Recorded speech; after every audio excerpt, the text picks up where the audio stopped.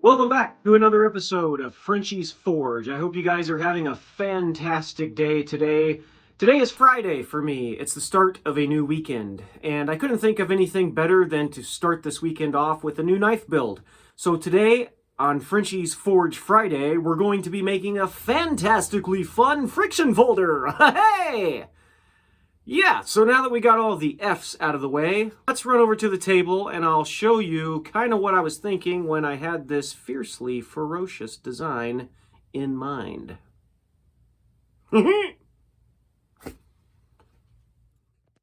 Alright, so here we are at the table and I'm just kind of sketching out a rough idea of what the profile is going to look like. I feel like doing it on a piece of folder paper or manila paper is good. It's stiff and rigid and can kind of be used to trace onto the actual material when you're ready. And I also feel like doing this sort of a knife is a good introduction into doing folding knives or pocket knives. Let's slow it down here for a second. That pin that I'm pushing in right there is going to be the pivot pin. We're going to be using the mosaic pin for that. And then I'm drawing in right here the stopping pin. And what that does is keeps the knife from going up anymore once you open it. It just kind of gives a stopping power to the blade when you open it. And then it also helps to keep the blade from going too far into the handle. So it kind of serves two purposes. But anyway, that's kind of the idea behind the friction folder. And I'm just kind of finishing up sketching this out here and just kind of making sure that as it folds in, it's going to go exactly where I want it to go.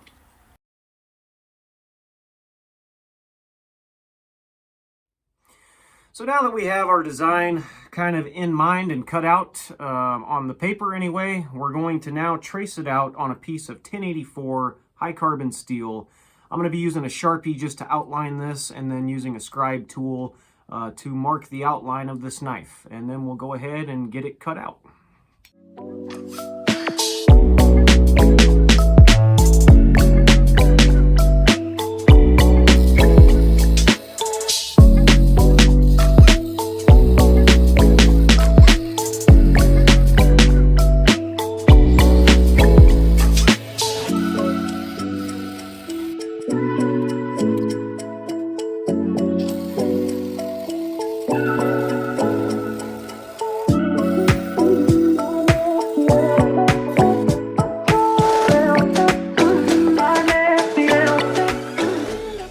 Okay, so now that we have our chunk of metal cut out and we have our template just put on there, we're ready to drill out some holes. And I think drilling out the holes first and then cutting away the extra is just going to be a little bit easier. So the pivot pin is this one, and we're going to be utilizing a 1/4-inch mosaic pin that we made in the last episode. It's just kind of like a bunch of different materials thrown together in one. So that might be kind of cool. And then for the stop pin, we're just going to be utilizing like a, this might be 3/16, I believe, or probably not an 1/8 inch. Anyway, 3/16 brass pin for the stop pin. But I did want to also mention that, you know, choosing the right pin here probably is important. And a really good way to figure out where your pins are at width-wise is to use a set of calipers. So just putting the calipers on our mosaic pin here, we can tell that this is a 1/4 inch. So we want to make sure that we're going to use a 1/4 inch drill bit when we drill this hole. You don't really want a whole lot of slop or play in your holes. Let's look at this one. I think this was roughly a 1/4 inch. Yep, so even though it's coming in a little smaller, that's okay. We want that pin to be tight anyway. So we got our 1/4 inch drill bit for our 1/4 inch mosaic pin. And then this one comes in at 193, 194, 195. And our drill bit here comes in at 199, 198, so slightly bigger than the stop pin, but that's okay. That'll be about as close as we can get it. So anyway, we're going to go ahead and use a center punch, and we'll punch a little starting spot on the pivot and the stopping pin, and then we'll get them drilled out.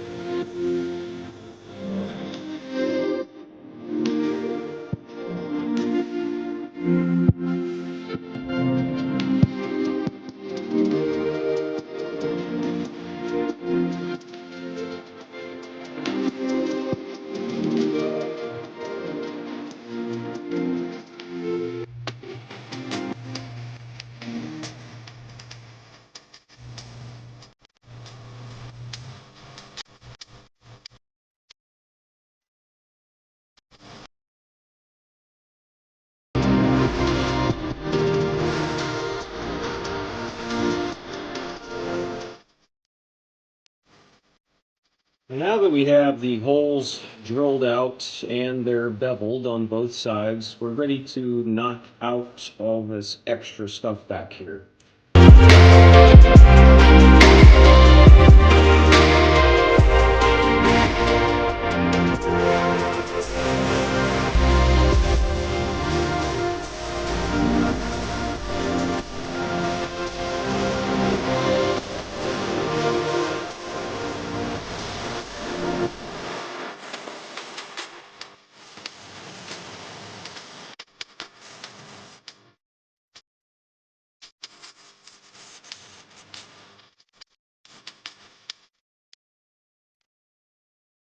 Now, using a 60 grit ceramic belt, we're going to tidy up the profile and remove some of this extra material around here, and just kind of profile out the blade some.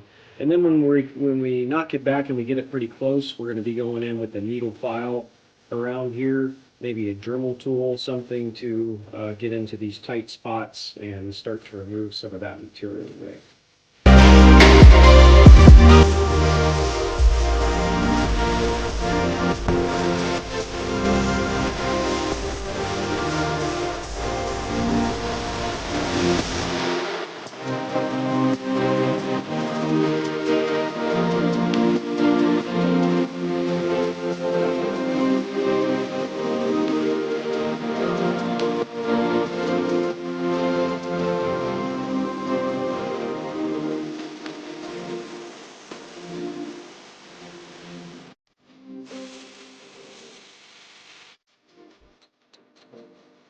So I'm taking my time here with the Dremel and the needle files and really just removing the material around the pivot pin in somewhat of an even fashion. I'm trying to just be really careful not to remove too much, but also to remove the same amount from each side where that stopping pin is going to rest. You pretty much want a good circle around the pivot pin, but this is the part that you'd want to take your time on to make sure you get right. Okay, so now that we have spent a little bit of time filing this area out and getting it prepared, and also putting in just a little bit of texturing on the back so that when it's closed, you'll be able to use your thumb to help pull it out. Now that we've done that, we're ready to pretty much kind of start working on making sure this thing's going to line up correctly. So what I've done is I've just taken a piece of scrap wood here and I've kind of laid things out and drilled a couple of holes just kind of as a mock-up or a test fit. So once we have the pins in there and it's all lined up and I've kind of traced the outline of the blade to about where it can go, it can't go anymore because of the pin. So let's go ahead and just hold these steady, and then as it closes, we're down to about there, which is pretty good, I think. You know, we're not exceeding the height up here by the handle, and also back here We definitely don't want any sharp parts sticking out of the handle. So now that we've kind of just, goofed around with this just to make sure that it's going to function the way that we want, I think we're ready to move on to the next step. Okay, so now that we have that part figured out, we're going to go ahead and put in some 45-degree bevels. And I've got my file guide on here about where I want the plunge line to start. And then we have taken the scribe down the cutting edge to determine our center line. So I'm going to be using a 60 grit used belt to cut in 45-degree bevels.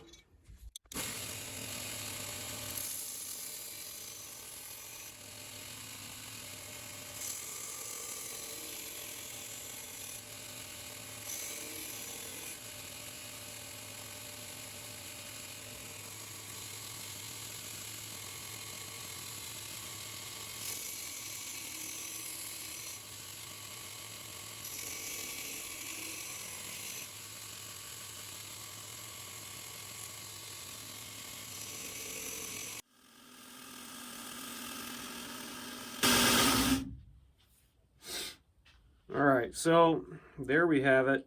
We just kind of roughly grind in the bevels, preheat treat.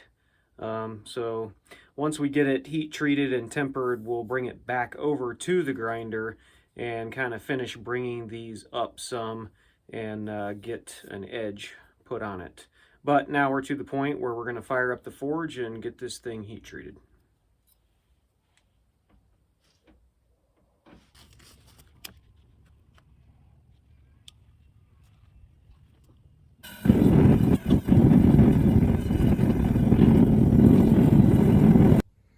Now, even though this was a piece of flat stock that I bought pre-annealed, I went ahead and just brought it up to temperature and pulled it out, and I'm going to let it cool, hopefully as an attempt to do some sort of a thermocycling or just kind of a restructuring of the grain of the steel. All right, so we're almost back up to temperature, and we're going to get this thing quenched. Starting to stick back here where it's still thick, but the blade is pretty good. So I'm going to go throw it back in there, let it warm up, and then we'll dunk it in the oil.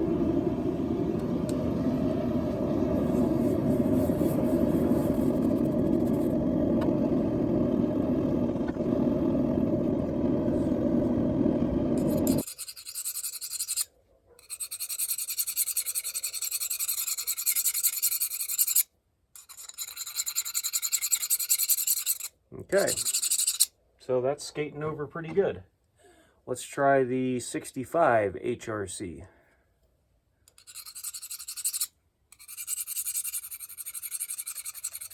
Okay, so now that we have the blade in the oven tempering while we're waiting for that, we're going to go ahead and make some handle scales for this thing.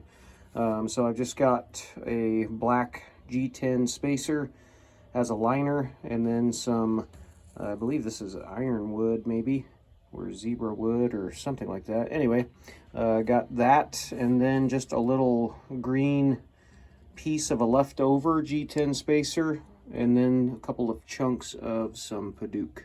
So we're gonna go ahead and take these over to the drill press and get some holes drilled into the back of these and scuff these up and get them glued up. Okay, so now that we have our material ready for the epoxy, we're going to go ahead and glue them up. And this is kind of what I was talking about, kind of prepping the material, just drilling holes in all the stuff that's going to be touching. Not only that, but putting little spacers in between these pieces can kind of be troublesome sometimes. So I've also included some holes along those pieces as well, hoping that the epoxy has a little bubble for it to sit in. I've made these kind of segmented scales probably 2 or 3 different times now, and I have about a 50-50 ratio of doing it good. But once I caught on to the idea of, hey, you need to you know, kind of prep them by drilling holes out, I really have had better success. So if this is something that you're thinking about doing, kind of creating your own knife handle scales, I highly recommend kind of prepping them in this manner. It really will help out quite a bit. So we're going to go ahead and get these glued up, and then we'll have a couple of handle scales ready to be ground down and shaped.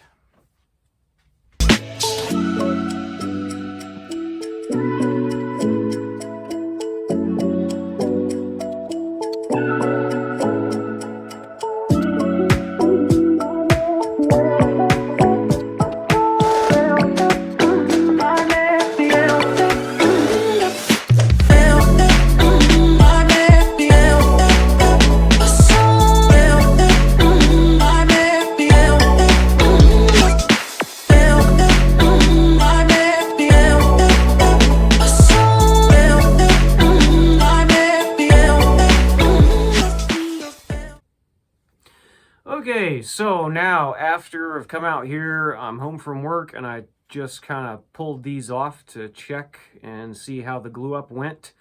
It's looking pretty good. They stuck together.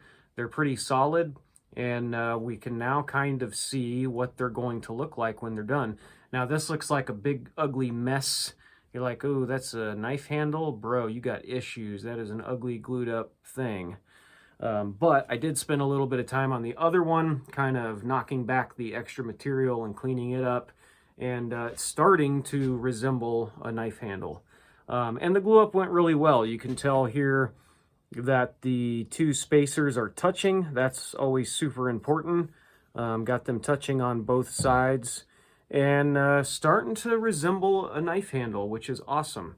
And then I just spent a couple of minutes kind of cleaning up the bevels just to kind of get a rough idea of what this thing potentially could look like.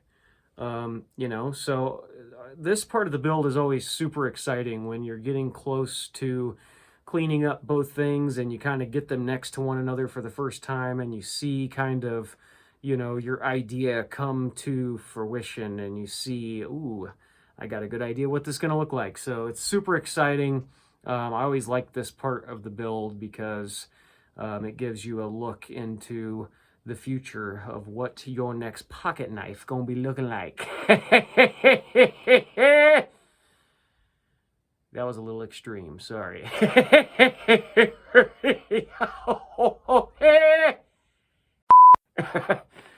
Yeah, anyway, I'm weird. Just deal with it. So, yeah, I think that it's looking pretty sweet, dude. It's going to be like a sweet dude folder, bro. It's going to be like a sweet little duty folder, bro. It's going to be like a folding.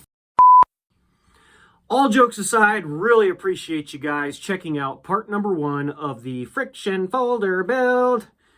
It's been a lot of fun, and I am super excited to put together part number 2, where we're going to be covering shaping the handle, gluing it up, putting the pins in the right spot. There's a lot of little finesse work that's going to go into part number 2, but we will cover some of those procedures that we're going to need to think through in the next episode. So be sure and be on the lookout for that. Hopefully I'll have it out here in the next week or two, and then we'll get to see what this puppy looks like and how it works at the end of that episode. Anyway, appreciate you guys watching. As always, hope you have a fantastic day, and we'll catch you on the next one. Deuces.